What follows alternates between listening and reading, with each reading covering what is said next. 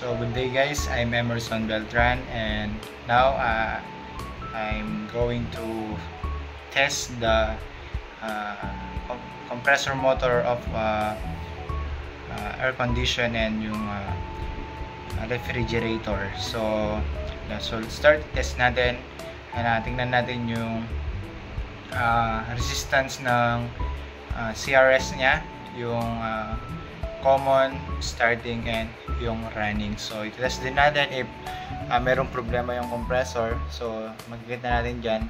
So gagamit tayo ng multi-tester, yung digital. So malalaman natin if shorted yung or sira yung ating compressor motor. So i-test natin siya. So panoorin natin yung gagawin natin. So let's start. So dito guys, kita natin test natin yung ating natin yan. So ngayon, medyo malayo lang yung camera. So maririnig naman natin yung tunog ng ating multi-tester. Gamit natin yung Apotec digital. Halos lahat ng mga compressor na test natin is yung ating multi-tester. So ibig sabihin nun, may problema yung ating compressor. So pag tumunog kasi yung ating multi-tester, ibig sabihin nun shorted yung ating mga compressor. So shorted yung ating compressor. So halos lahat yung malalaki mga compressor, yung tinest natin yung kanilang common to running, common to starting, and starting to running. Shorted sila.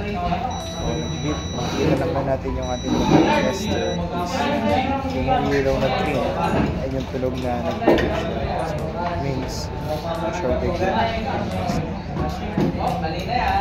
Ayan, titignan natin, tinest natin lahat yung ilang compressor yan. 7 na compressor na malalaki yan yung ating tinest. Sa bandang dulo, so meron din tayong tinest doon yung mga maliliit naman na compressor. So yun, so test natin mamaya yung mga compressor na maliliit. Titignan natin kung merong good sa mga compressor na yun. So yun, meron po muna natin yung test. So yun, ito na yung test natin ng mga maliliit na compressor. So kung titignan natin, medyo bilog yung mga compressor na ito, unlike dun sa tinest natin yung mapahaba. So yung tinest natin ngayon, karaniwan ito nakikita sa mga refrigerator. So yan yung mga ginagamit ng compressor. So test natin yan. So kagaya nung kanina yung mga malalaking compressor, so tumutunog din yung ating multi-tester, kumiilaw. So ibig sabihin shorted yung compressor ngayon. So yan, test din natin yung isa. Tingnan natin